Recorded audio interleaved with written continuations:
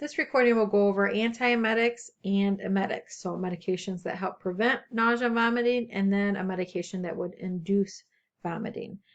Non-pharmacologic measures should be used first when nausea and vomiting occur. If the non-pharmacologic measures are not effective, antiemetics are combined with non-pharmacologic measures. The two major groups of antiemetics are non-prescription and prescription. In regards to non-pharmacologic measures, the non-pharmacologic methods of decreasing nausea and vomiting include administration of weak tea, flat soda, gelatin, Gatorade, and Pedialyte. Crackers and dry toast may be helpful. When dehydration is severe, IV fluids are needed to restore body fluid balance. Non-prescription antiemetics or anti-vomiting agents can be purchased as over-the-counter drugs. These drugs are frequently used to prevent motion sickness, but have minimal effect on controlling severe vomiting resulting from anti-cancer agents, radiation, and toxins. To prevent motion sickness, the antiemetic should be taken 30 minutes before travel. These drugs are not effective in relieving motion sickness if taken after vomiting has occurred. Your prototype antihistamine used to treat motion sickness is dimenhydrinate. Dimenhydrinate, also known as Dramamine, can be purchased without a prescription to prevent nausea, vomiting, and dizziness, as well as vertigo caused by motion. These drugs inhibit vestibular stimulation of the middle ear. The side effects of antihistamine antiemetics are similar to those of anticholinergics and include drowsiness, dryness of the mouth, and constipation. Several non-prescription drugs, such as bismuth subsalicylate, also known as Pepto-Bismol, act directly on the gastric mucosa to suppress vomiting. They are marketed in liquid and chewable tablet forms and can be taken for gastric discomfort or diarrhea.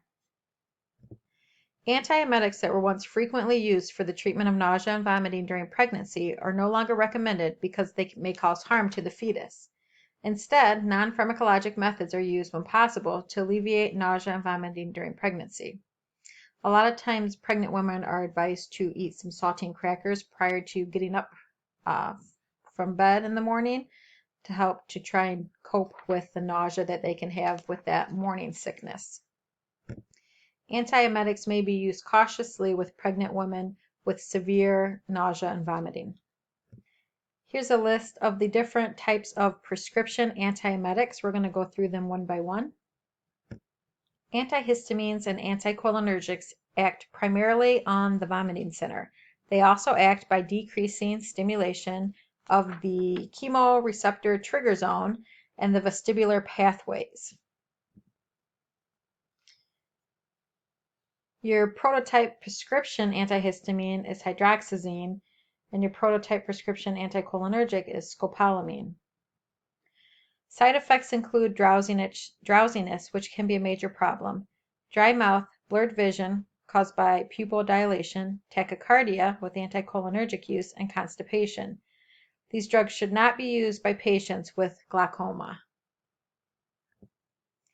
Dopamine antagonists work by suppressing emesis by blocking dopamine receptors in the chemoreceptor trigger zone. The categories of dopamine antagonists include phenothiazines, butyrophenones, and benzodiazepines. Your prototype butyrophenone is droperidol. Your prototype phenothiazine is promethazine.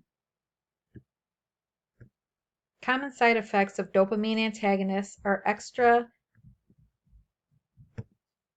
extrapyramidal syndromes, or symptoms, that are caused by blocking the dopamine receptors, as well as hypotension.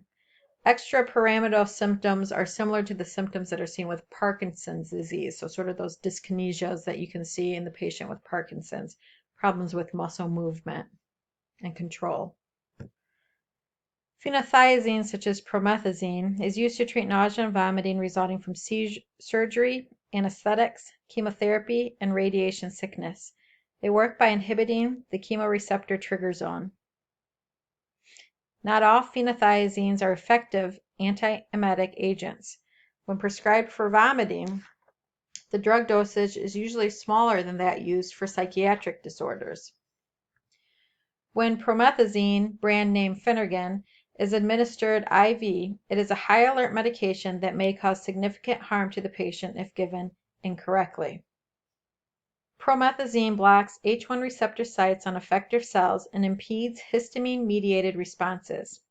Central nervous system depression increases when promethazine is taken with alcohol, narcotics, sedative hypnotics, and general anesthetics. Anticholinergic effects increase when promethazine is combined with antihistamines, anticholinergics such as atropine, and other phenothiazines. Phenothiazines have antihistamine and anticholinergic properties. So knowing what you know about antihistamines and anticholinergics, you can guess what some of those side effects may be. The side effects include moderate sedation, hypotension, extrapyramidal symptoms, CNS effects such as restlessness, weakness, dystonic reactions, and agitation, and mild anticholinergic symptoms such as dry mouth, urinary retention, and constipation. Because the dose is lower for vomiting than it is for psychosis, the side effects are not so severe. Promethazine is relatively free of extrapyramidal symptoms at antiemetic doses. Droperidol, a butyrophenone, blocks the D2 receptors or dopamine receptors in the chemoreceptor trigger zone. They are used to treat post-op nausea and vomiting and emesis associated with toxins, cancer chemotherapy, and radiation therapy. They may cause hypotension, tachycardia, dizziness, drowsiness, restlessness, dysrhythmias, and extrapyramidal symptoms. Select benzodiazepines indirectly control nausea and vomiting that may occur with cancer chemotherapy. Lorazepam is the drug of choice. Lorazepam effectively provides emesis control, sedation, anxiety reduction, and amnesia when used in combination with the glucocorticoid and serotonin receptor antagonists. Ondansetron is your prototype serotonin antagonist. It works to suppress nausea and vomiting by blocking the serotonin receptors in the chemoreceptor trigger zone and blocking the afferent vagal nerve terminals in the upper GI tract.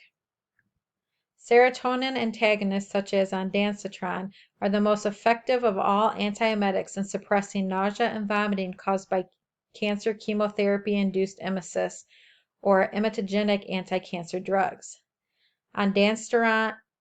Ondansetron's brand name is Zofran.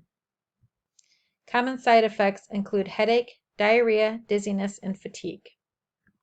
When you hear the drug names dexamethasone and methylprednisolone, hopefully at this point you associate those medications as being part of the category of glucocorticoids, right? The sone and solone, we're talking about corticosteroids, glucocorticoids.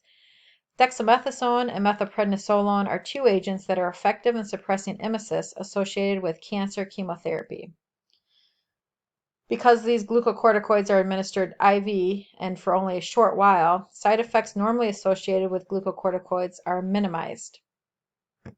Dronabinol is your prototype cannabinoid. Dronabinol uses synthetic THC to cause this effect on the body. So it works to alleviate nausea and vomiting that may result from cancer treatment. These agents may be prescribed for patients receiving chemotherapy who do not respond to or are unable to take other antiemetics. They are contraindicated for patients with psychiatric disorder.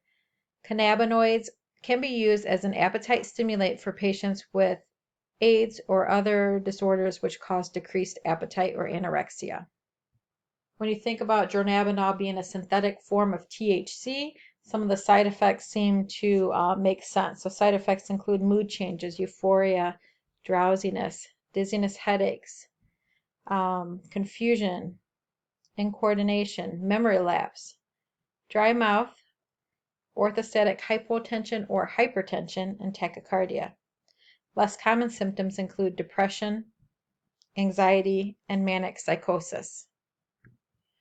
Trimethylbenzamide is in the class of miscellaneous antiemetics because it does not act strictly as an antihistamine, anticholinergic, or phenothiazine. The drug suppresses impulses to the chemoreceptor trigger zone. The side effects and adverse reactions of the miscellaneous antiemetic are drowsiness and anticholinergic symptoms such as dry mouth, increased heart rate, urinary retention, constipation, and blurred vision. Trimethylbenzamide can cause hypotension, diarrhea, and extrapyramidal symptoms that include abnormal involuntary movements, postural disturbances, and alterations in muscle tone. Metoclopramide, brand name Reglan, suppresses emesis by blocking the dopamine receptors in the chemoreceptor trigger zone. It is used in the treatment of post-op emesis, cancer chemotherapy, and radiation therapy. High doses can cause sedation and diarrhea. With this agent, the occurrence of extrapyramidal symptoms is more prevalent in children than in adults. Metoclopramide should not be given if the patient has a GI obstruction, hemorrhage, or perforation. Please review the purple nursing process box for antiemetics on your own. So we talked about antiemetics, which are anti-vomiting medications. Now we're going to talk about emetics, which actually induce vomiting. When an individual has consumed certain substances that may be considered toxic, inducing vomiting may be indicated to expel the substance before absorption occurs. Ipecac was a medication that was really common in the past. A lot of times mothers had it on hand in case their children got into something they shouldn't have and ingested something that they shouldn't have. But really nowadays we're moving away from those emetics because we're worried that we may cause more harm by causing the patient to vomit than if we treat the substance that's been ingested in another way. Vomiting should not be induced if caustic substances such as ammonia, chlorine, bleach, lye, toilet cleaners, or battery acid has been ingested.